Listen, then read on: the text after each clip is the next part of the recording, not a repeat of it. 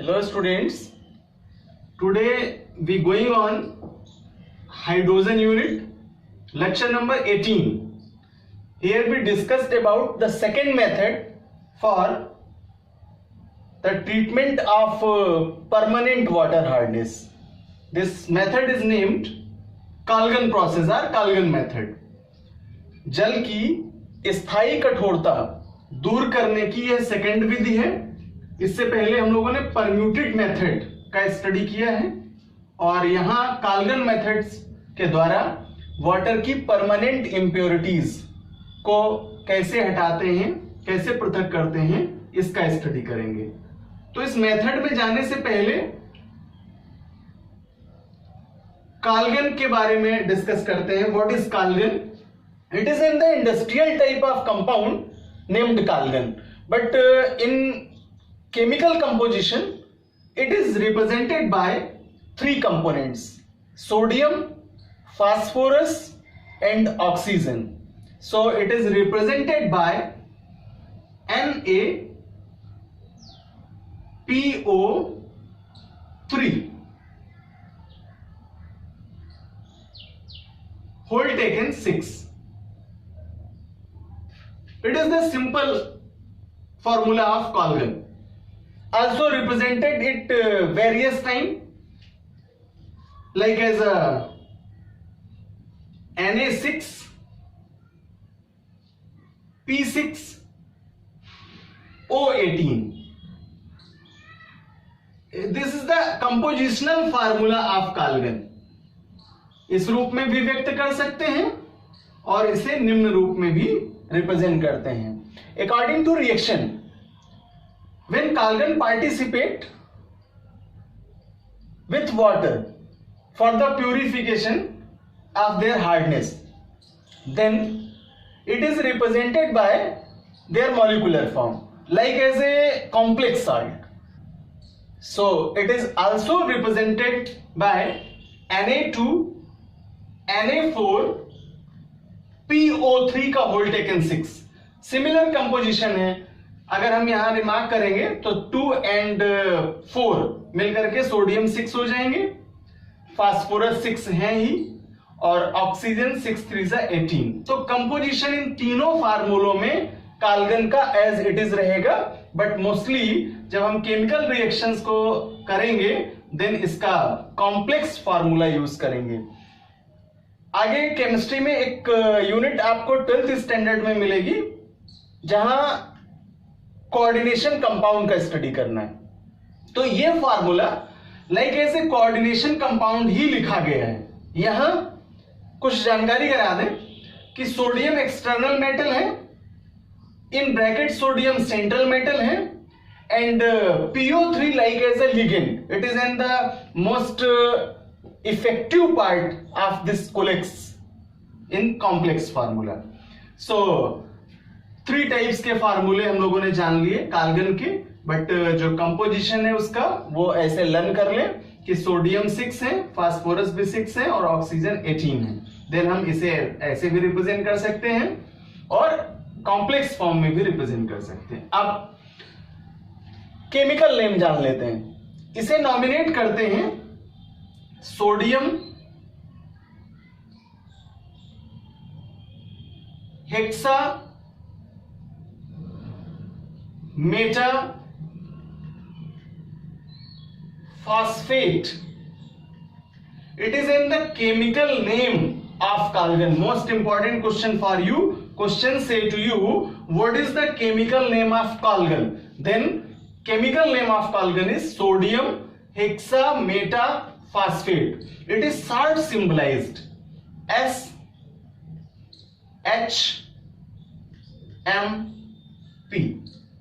मैंने कहा industrial compound है. अगर इसको हम इंडस्ट्री वे पर देखें इसकी पैकिंग को तो उस पर यही सिंबल रिमार्क करते हैं SHMP. Then it is in the salt form of Calgon chemical name and also explained S for sodium, H for hexa, M for meta and P for phosphate. So finally we says that Kalgan is the complex compound of sodium. अर्थात काल्गन sodium का एक संकर लवण होता है, और जब स्थायी जल की कठोरता, जिसमें calcium chlorides, magnesium chloride, calcium sulphate, magnesium sulphate आदि साल्ट की प्रेजेंस हो, देन हम उसे हार्ड वाटर कहते हैं और परमानेंट हार्डनेस वाला वाटर कहते हैं, और उस वाटर की रिएक्ट कराएं इस कालगन से, तो ये उसे सबसे पहले इंटरचेंजेस करता है। सोडियम कैल्शियम और मैग्नीशियम के पार्ट्स को, और मोस्टली ये कैल्शियम के साथ इजीली रिएक्ट करता है और कैल्शियम के एक्सट्रैक्ट पार्ट को एब्जॉर्ब करके उसे कन्वर्ट कर लेता है इम्प्योरिटीज फॉर्म में।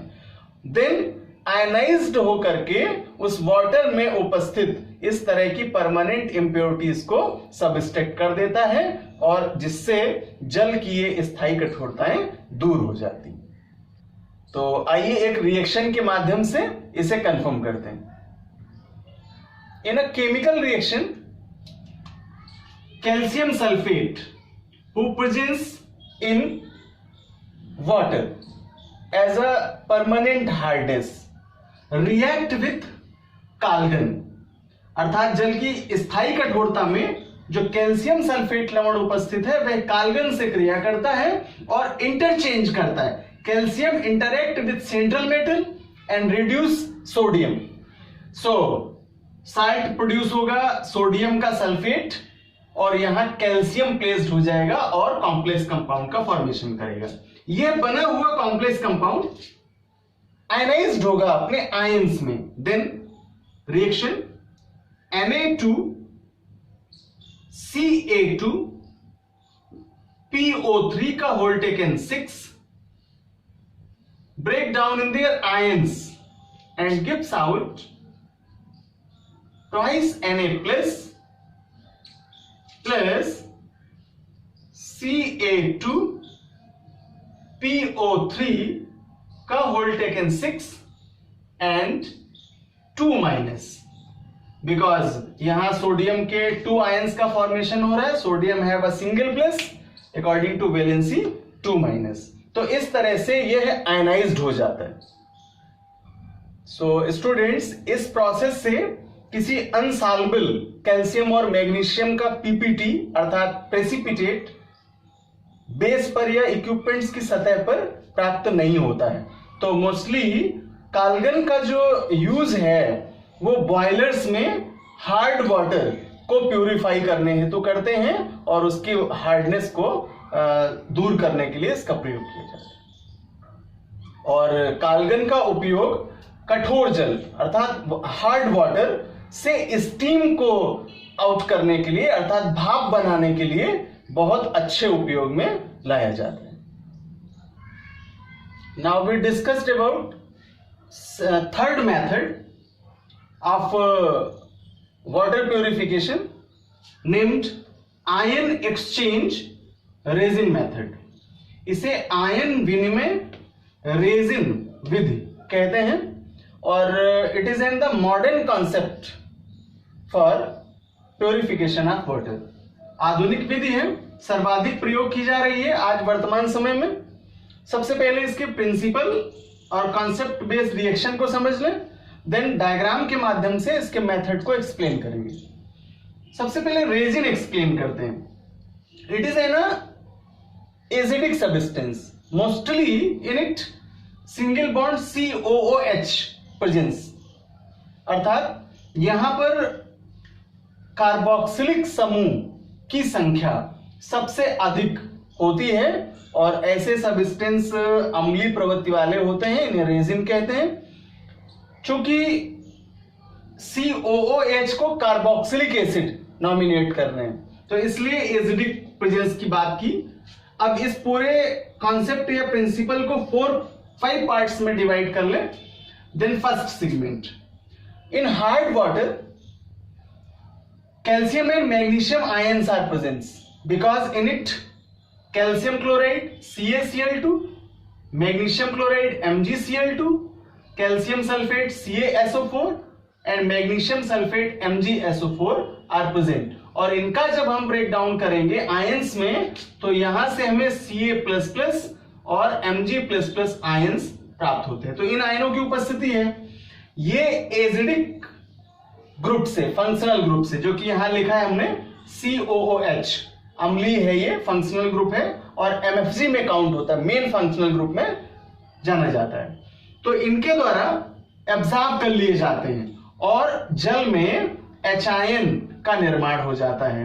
रिएक्शन समझ लें, RCOOH कॉमन फॉर्मूला है, R में हम एल्किल सब्सटेंस का यूज करते हैं, so you know that R equals to methyl CH3, ethyl C2H5 and some etc. Ethyl, methyl, propyl, butyl substance used in R. RCOH plus Mg++ ions, किसी का भी दिखा सकते हैं, कैल्शियम आयन का या मैग्नीशियम आयन का। Then it gives out RCOO का whole taken 2 and Mg because the charges of Mg is ++, 2+, and subtracted 2H+ ions. In second case, जो बना हुआ है यहां मैग्नीशियम आयन है, नेगेटिव सब्सटेंस के रूप में पार्टिसिपेट करेगा और यह एसिडिक माध्यम में स्ट्रॉन्ग एसिड से, like as sulphuric acid, react करेगा और कार्बोक्सिलिक एसिड को प्रोड्यूस करेगा, जबकि आयंस यहां से रिलीज होंगे, Mg++ and SO4 2-। Now third point, यहां RNH3OH पॉजिटिव रेजिन का फंक्शन क्रिएट करेगा और वाटर में जो प्रेजेंस है आपके साल्ट की, उसमें से क्लोराइड यानी माइनस वाला पार्ट है, एक्ट करेगा इससे और रिलीज हो जाएगा यहां से H2O, वाटर को रिलीज करेगा और फॉर्मेशन होगा RNH3Cl का। इन फोर्थ स्टेप, जो पॉजिटिव रेजिन पार्ट है RNH3OH ऋणात्मक भाग से, यानी अगर हम वाटर में सल्फेट पार्ट को ले लें, माइनस पार्ट को ले लें, तो एक्ट करेगा और यहां से वाटर को प्यूरिफाई कर देगा। At last finally RNH3Cl base reactable होकर के यहां से आयनिक फॉर्म में उन साल्ट के पार्ट को रिड्यूस करेगा। तो इन स्टेप्स के माध्यम से, रेजिन के आयनों के एक्सचेंज के माध्यम से यहां वाटर का प्यूरिफिकेशन कर लिया जाता है और जल में उपस्थित स्थायी कठोरता वाले जो साल्ट हैं, कैल्शियम और मैग्नीशियम के क्लोराइड और कैल्शियम और मैग्नीशियम के सल्फेट, उनको पृथक किया जाता है, जिसके फलस्वरूप आशुद्ध जल, डिस्टिल्ड वाटर प्राप्त हो जाता है। Now we explain this method with the help of equipments, with the help of diagram. In this diagram, one section for cations and another section is for anions. चूंकि आयनों का एक्सचेंज है इसलिए method nominate किया गया ion exchange, and use resin का है इसलिए आयन विनिमय रेजिन मेथड नॉमिनेट करते हैं। Now we discussed about the introduction of equipments and then its mechanism. In upper side, a pipe used for the passing of hard water in individually these equipments. Now here a segment for moderately concentrated HCl or H2SO4 for the given their medium base acidic regeneration, and now in it cation exchange resin, most important section जो यहां पर है आपका, वो cation exchange resin substance भरा हुआ है इस टैंक में, जबकि जो लोअर सरफेस है वहां ग्रेवल है और वेस्टेड आइटम्स को लोअर साइड से यहां आउट कर लेते हैं। नाउ अनदर साइड, जो आयंस प्रोड्यूस हो रहे हैं आफ्टर रिएक्शन वाटर में, this type of water containing H+ ions and also have anions, so passes in next segment for anionic exchange resin. यहां पर anion exchange resin का use किया जाता है और in it we create their medium basic, so we used moderately concentrated NaOH. तो one side में तो हमने एसिड का यूज किया है और अदर साइड में बेस का यूज किया है, एक भाग अम्ल का है और दूसरा भाग क्षार का है। Then now gravel parts, so finally it is produced soft water, and all chemical reactions are created like as a given principle.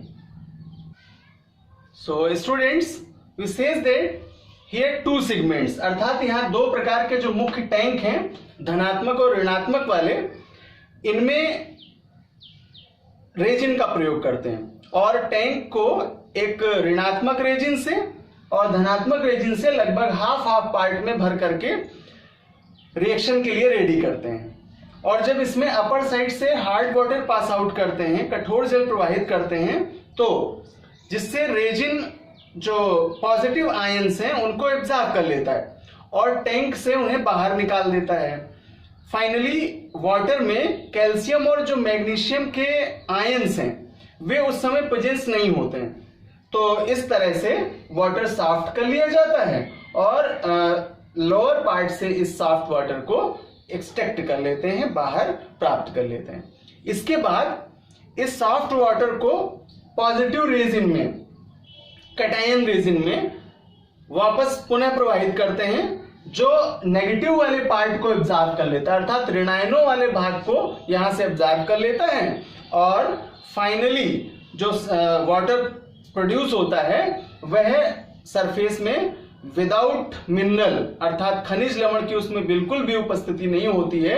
तो इस प्रकार के जल को हम डिस्टिल वाटर भी कहते हैं या आशुद्ध जल कहते हैं, इसे कलेक्ट कर लेते हैं। स्टूडेंट्स, पॉजिटिव और नेगेटिव अर्थात कैटायन और एनायन रेजिन्स के एक्सट्रैक्ट कर लेने से वाटर में किसी भी आयन की प्रेजेंस नहीं होती है, then this type of water is known as distilled water. So we finally produced a pure water in this method. Most important विधि थी ये। आज वर्तमान में आधुनिक समय में सर्वाधिक उपयोग जल की स्थायी कठोरता को दूर करने के लिए किया जाता है।